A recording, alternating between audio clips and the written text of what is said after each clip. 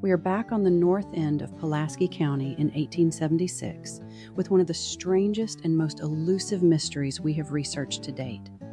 We have combed through the records and family connections, yet the deeper we looked, the more questions we found. What remains is one of the most extraordinary stories, with a surprising, plausible twist presenting itself in 1928. A 19-year-old mother, 3 accused sisters, a rumored secret, and a case that seemed solved almost from the beginning. But nearly 150 years later, the records still do not tell us who killed Nancy Surber. Not exactly. In the fall of 1876, a young wife was left alone with her infant at their rural home in the far northern reaches of Pulaski County, Kentucky. Before the day was over, she would be dead. 3 women from the family into which she had married would be jailed. Newspapers would describe the evidence against them as nearly overwhelming. But within weeks, that seemingly certain case began to unravel. 2 of the women walked free. The 3rd remained under prosecution, but no surviving record found so far proves that she, or anyone else, was ever convicted. This is the story of Nancy Fletcher Surber, 3 accused sisters, a rumored secret, and a case that may have survived more clearly in family memory than in the official record. The Sisters and a Secret. On the morning of October 17, 1876, Nancy Surber's husband left her and their infant at the family home near Buncombe. The newspapers published after Nancy's death did not identify her husband by name. They referred to her only as Mrs. Surber, which was common in 19th century reporting. Marriage records, however, provide a probable identity for both Nancy and her husband. A Pulaski County Marriage Index records that they married in December 1874. Within a few days, another Fletcher Surber marriage was recorded. Asa Rufus Fletcher married Mary Y. Surber.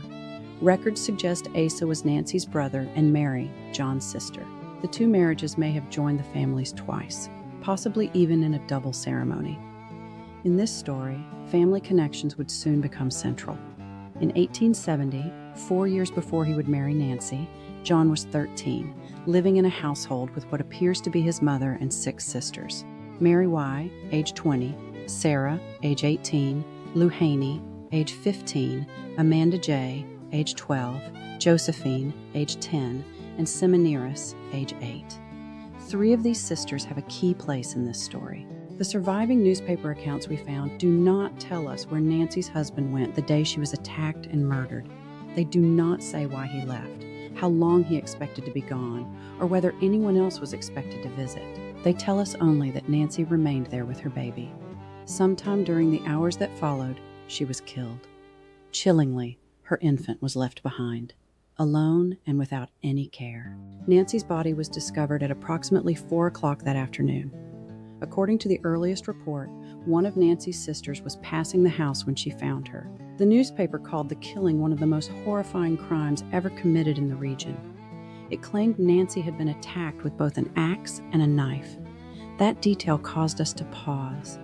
The use of 2 different weapons may indicate a prolonged and intensely personal assault, or it may suggest that more than one person was involved.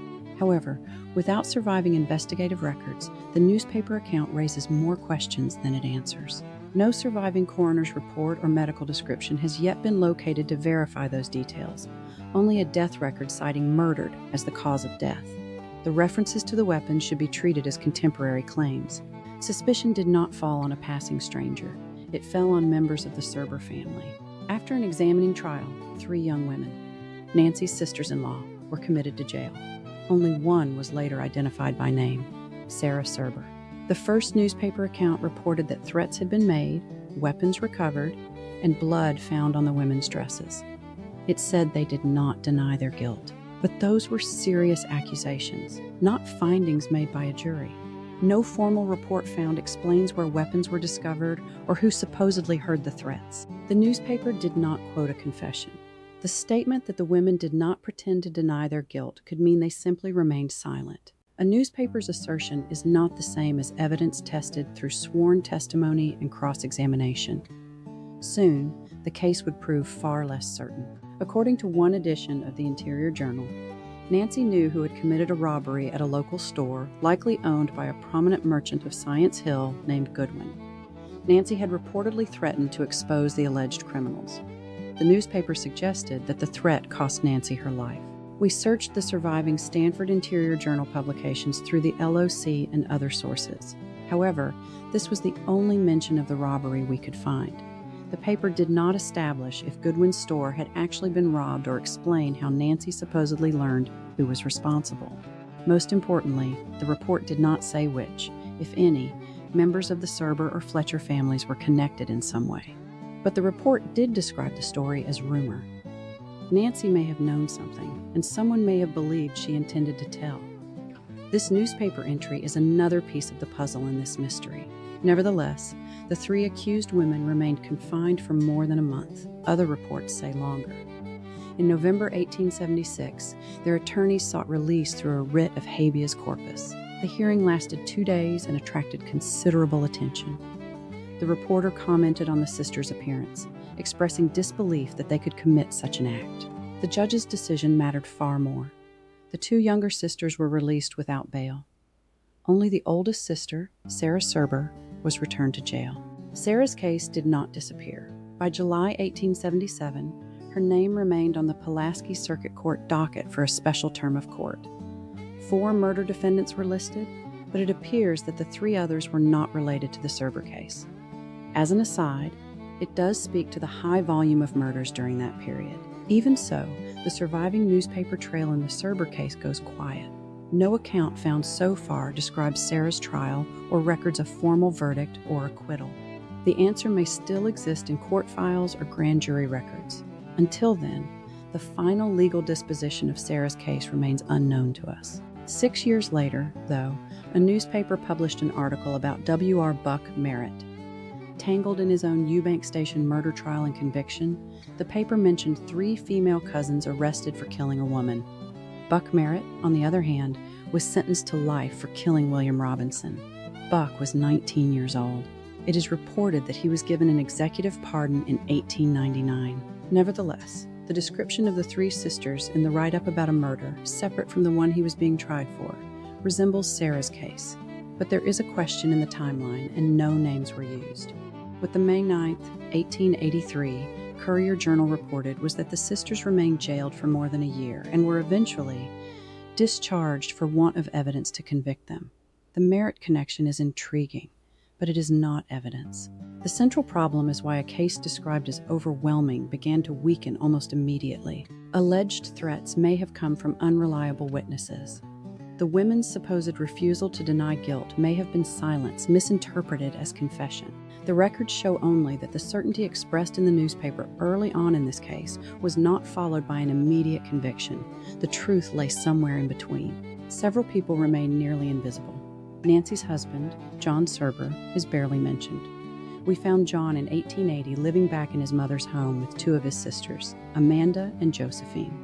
Then we found him buried in the fall of 1897 in Robertson County, Tennessee. The child, who was in the presence of her mother's brutal murder and left alone for who knows how long, remains unnamed in the public telling of this case, as far as we could find. But records show her name was Lola. Lola Surber is found in a 1900 census record as Lola M. Shelby, age 24, married with 2 children and living in Jamestown, Kentucky. Then there is the sister who found Nancy, omitted from the reports, reduced to her relationship to the deceased. Like Nancy, she remains almost only a whisper. Records show that Nancy had at least 5 sisters in 1870, but not which one found her that terrible day. What the available records establish is narrow. If the records we found are correct, Nancy Fletcher married John Surber in 1874. On October 17, 1876, at only 19 years old, she was killed. 3 women were jailed, but we found no record to prove anyone was ever convicted. Perhaps the law simply could not prove what the newspapers reported. Perhaps they did. One interesting twist we found was Sarah Surber's death record. Sarah reportedly remained unmarried, working as a cook and laundress in Lexington, Kentucky.